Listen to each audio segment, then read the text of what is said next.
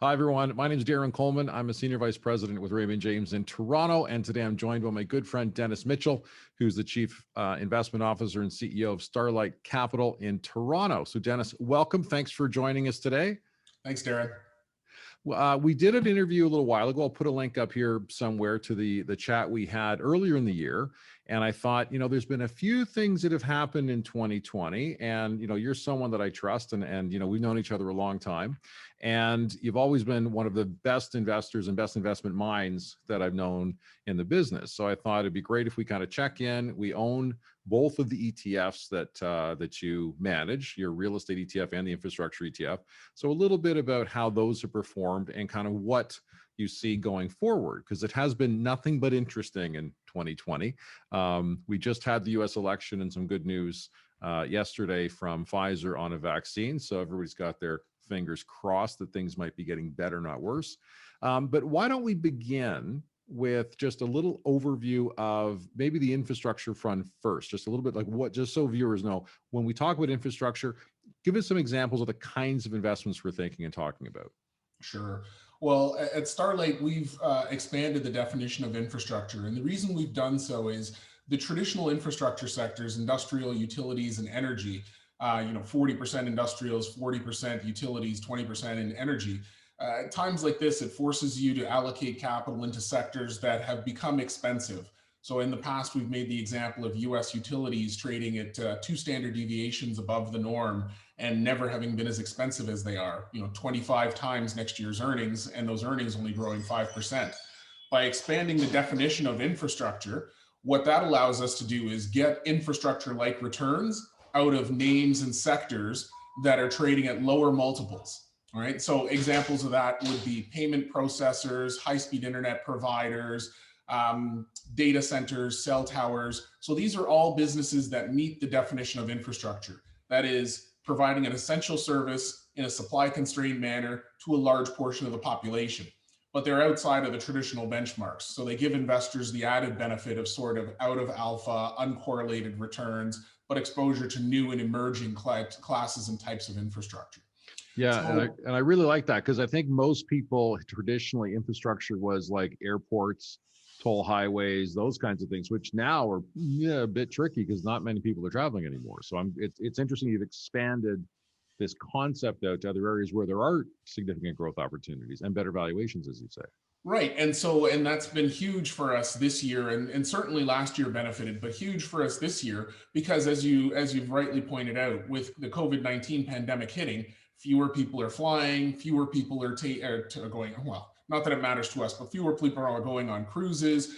The traditional transportation industrials are seeing declines in their utilization.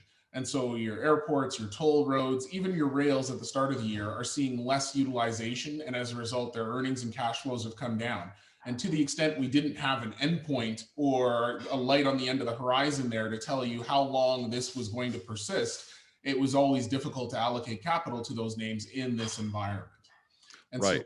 Sorry, I was just going to say, I think we should invest in fire trucks. There's a fire station like a block from my office, and as soon as you and I chat, there's a fire that they run around on. So let's just move a little bit to real estate. So I think that's another area where we want to get some examples, because there's obviously areas of real estate like office towers. I think Pedro and I are the only ones in the building at the moment, along with the security guys, and shopping malls and other things that I think we look around and say, well, in the pandemic, that kind of real estate looks really like it's going to struggle going forward. So are you investing there, or have you found other places that have opportunity right now?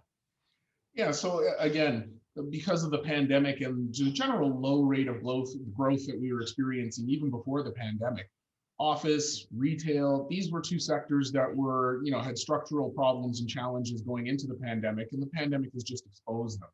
On the other side of the coin, if you will, there were sectors that were benefiting from that type of disruption. So industrial real estate, multi-residential real estate, and again, cell towers and data centers. So our portfolio is over allocated to those sectors that had structural drivers before the pandemic and have seen the pandemic accelerate those drivers and those trends. People shopping online, the importance of hosting Zoom on a data center somewhere, right? the challenge, the utilization of the cell tower network for more conference calls and that sort of thing. So that's kind of where we've allocated the portfolio and had less exposure to those traditional real estate sectors like retail and office. Right. Yeah, like clearly Amazon needs as much warehouse space as they can get because I keep buying from them. One thing I've noticed in your portfolio in the recent last few weeks and months has been you've been increasing your allocation to residential real estate or multifamily real estate. Can you just talk a little bit about what you're seeing in that area? Well, this we think represents one of the best opportunities in the real estate market globally, quite frankly. And what it is it's the narrative of people not losing jobs and not being able to pay their rent and moving out. And so what we've seen is the multi-residential sector in a number of countries, Canada, Germany, Switzerland, Belgium, Australia, Germany has done extremely well in terms of tenants are still in place, they're still paying their rents, cash flows are going up, rents are going up. And as a result, the net asset value of these businesses is increasing. And in contrast, the valuations in the publicly traded markets are going in the opposite direction as the narrative is trumping the actual fundamentals. And every earnings season, thankfully, we get 4 earnings seasons a year. You can see the discrepancy growing where companies continue to report fantastic operations, but the market fails to recognize that from a valuation standpoint. So we've been increasing our allocation to multi-residential names because we've seen the continued strong fundamental and operating performance not being rewarded in terms of where these things are trading from a multiple standpoint. So hence, that's now our #1 sector weight in the real estate fund. Now that's interesting because we've been saying to clients for most of this year that all the action seems to be in one side of the casino, right? Like a lot of investors are chasing the same themes and most of them are in the tech space, which I get it, but the valuations have become remarkably stretched in a lot of these in this small category. And the oldest rule of investing that everybody knows is buy low and sell high. And so when was the last time in your mind that you saw this kind of gap where you've got these wonderful businesses that are working fine, operationally they're great, you're seeing earnings rising, but no one cares? Like, we've seen this before, right? Yeah, absolutely. We see it probably every 4 or 5 years, quite honestly. So the most recent example is 2018, the tail end of 2018, of course, when the Fed sort of made a misstep in terms of its forward guidance and the market rebelled. That was more broad or widespread, and real estate and infrastructure actually absorbed that a little better than the markets as a whole. But the most obvious example is 2008, 2009, where everything sold off dramatically. And so you had this fantastic opportunity. But it does happen every 4 to 5 years for one reason or another. Sometimes it's long bond yields going up and people assuming that means that there's going to be a spike in defaults and whether or not it'll make the cost of capital for businesses go up. You see this often where there's a discrepancy between the actual operating results and what the market values these businesses at. And because there's such great transparency in real estate and infrastructure, you've got contractual revenues and cash flows, you have fixed expenses and costs. It's easy to see those discrepancies and easy to figure out that sooner or later they have to be resolved through mean reversion. And as long as the operating results continue to support greater value creation, the stock price will eventually reflect that.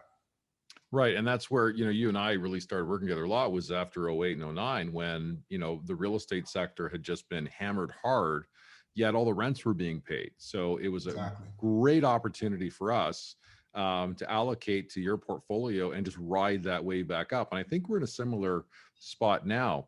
You mentioned bond yields. I want to touch on that for a second because this, I think, surprises most investors. The degree to which interest rates have come to incredibly low levels. I think it surprises people when, I tell them that a 10-year Government of Canada bond is going to pay them less than 0.7%, not 0.7. So it's incredibly low. One of the great features about real estate and infrastructure in your portfolios is the amount of income that we're generating because people are trying to figure out how do I replace a regular income that I can't get out of bonds anymore.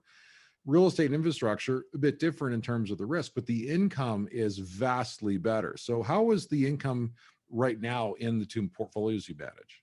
Sure. So when you're looking at the real estate fund, you're buying it, you're getting a 5.6% yield. And importantly, that is paid to your clients on a monthly basis. Right. On the infrastructure fund, you're getting a 5.1% yield. And again, that is also paid on a monthly basis. But the important thing here is the tax efficiency of those distributions. So not only are you getting, in most cases, a higher absolute yield and more frequency of that payout, i.e. monthly, but on an after-tax basis, your clients are keeping more of that cash flow. And so, we did some math for, Ontario and various other provinces. But if you're looking at Ontario and the highest marginal tax rate, you'd have to find an equity yielding about 8% Wow. or a fixed or a bond yielding about 12% to generate the same after-tax income as our two mutual funds and ETFs do. So that gives you an idea of the magnitude of the tax efficiency of real estate income and infrastructure income versus dividends or interest income. That's incredible. Yeah. And if I was going to try and find a bond that was paying 12% today, on a risk reward basis, the risk would be astronomical to stretch for that. Exactly. So that's a great comparative, because not only is your income higher, more tax efficient, it's with vastly lower risk attached to it than any comparable I could find.